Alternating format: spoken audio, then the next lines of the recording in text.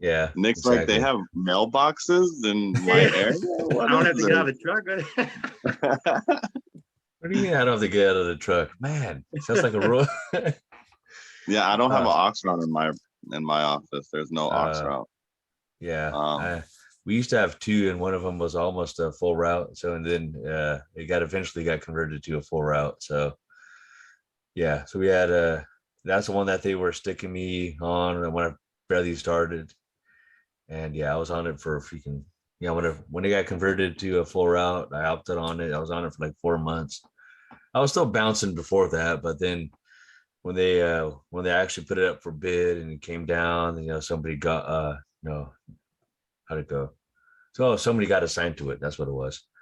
The top CCA got assigned to it, and then kicked me off. And then another regular went from my office. They went to another office, and then I was on that route for like 8 months because they went up for bid. Nobody got it, and then there's a 204B. She lost her previous route, and then she got assigned to my route. Never went back to carrying. Then I was stuck on it for a while. Then I have like a total of like a year on that route. So oh wow. yeah, because I was on it for 8 months, and then I went to T6 at the main office in my city, and then I came back to my old route. Then I got a bit off of that. My old route I was on for 8 months. I was on it for like You like being a three. T6? That's actually pretty cool. It's without being on. It's I did and I didn't because being a T6, More money, right? it's like 50 cents more. But when you start climbing the ranks, you get like almost $1, I think. It's like 95 cents or something like that. Yep. But honestly, it's a great way to get extra money without being on the overtime list because you got five routes to worry about. And if you have five good regulars that rarely call out, it's fantastic because they need an 8-hour day. So guess what? More than likely, knock on wood, it's going to go to you, the T6. You know, that's how I looked at it. And when I was a T6, there was one of my routes, she would call out all the frequently. So it's like double casing. Double case. Yeah. Oh, it's just terrible. And then there's another one. I had a wild card, so you never know when he's going to call out sick. So problems everywhere, man. I see it Yeah. everywhere. People calling off.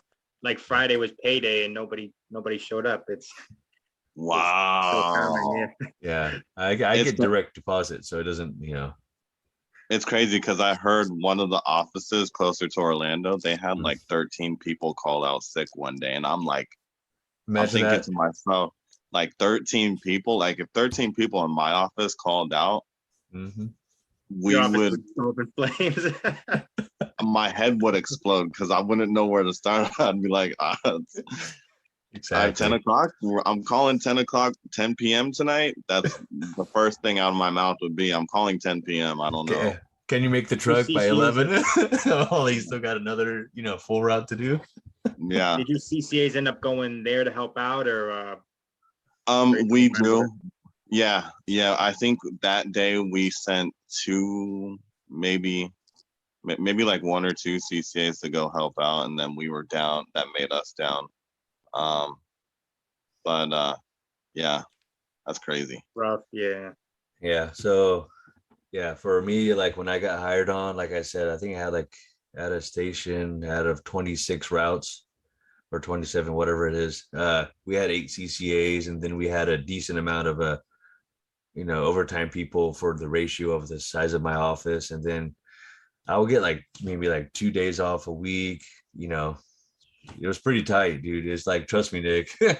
It's like trust me, it's like winter station is actually properly staffed. It's either you're gonna get sent to another office or they keep it hush hush and you get the day off. So just to keep down on hours for management's numbers. Yeah, I like seeing them hooking up CCAs in my office, because like I just know how hard. Yeah, I know how hard it was as a CCA, and I like seeing them hooked up like with a day off, or if they come in and we didn't need them, and then you see all these regulars running around trying to get off that day and let that CCA stay and take the work, and then seeing that CCA be able to go home and have the day off, I'm like, that's what I love. I love seeing CCAs getting that time off. I love seeing them, coming back at the same time I do and getting to go home at the same time I do. I mean, that's what I like to see. It's tough, man. It was tough when I was started, but it's like it panned out. It's Yeah. yeah. When you what is the new contract, like 24 months? You get converted to The PTF. PTS, yep. Yeah. Yeah, I don't know how that. Man, that's sometimes I wish you get that PTF status when you from the get go, because That career status, yep. Yeah. it's that career status is a game changer to a lot of people out there, and I don't know if a lot of them could stay the 24 months. I hope so. uh it's definitely worth it at the end, man. It's you get that, I think you get like 20 something an hour as a PTF, Yeah. and plus all the Gucci benefits that come attached to it. Kaiser, well, in my state it's Kaiser, and a bunch of different health plans. In my office, we do have PTS working Sundays, though.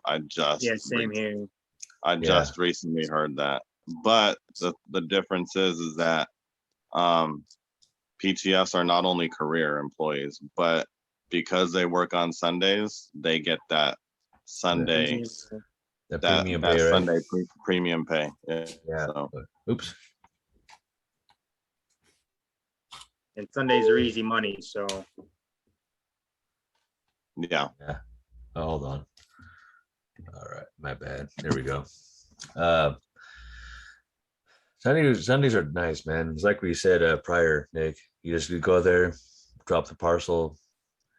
The other day, not to bash on UPS, but the other day, I was doing my one of my loops, and I was walking. I was on one side of the street, right? So I saw the UPS guy just catty corner away from me, and then I saw him walking towards the door. I'm like, okay, whatever. He's not the regular UPS driver that I see, but he's probably subbing in for the driver that normally has the basically the same route as me, pretty much for the most part. But I saw him walking towards the door, and I saw him just kind of like one of those underhand tosses of like an Ulta sized box. I'm like, wow, man, really?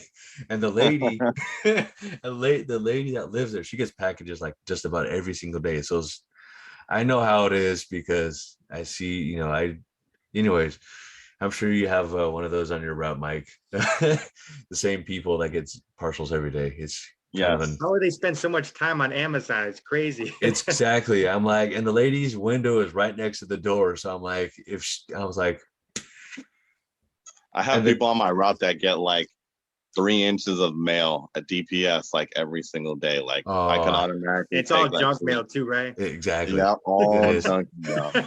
All like Publishers Clearinghouse.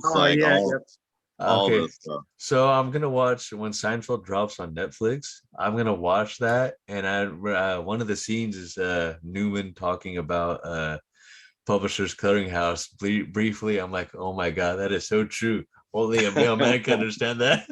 Yes, and that's fun. It is, and I was talking to one of my customers. I don't even know why we call them customers, but they're not customers because we're not selling them anything. So how is it? Anyways, I was talking to one of my residents.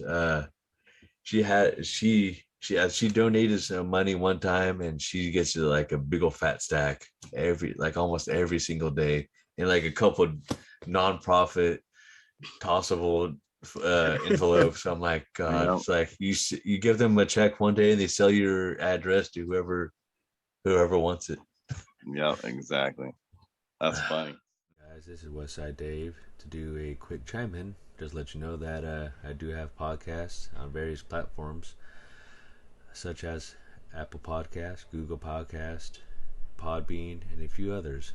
Look me up on Postal Gone Wild if you haven't done so already. And my YouTube channel is Westside Dave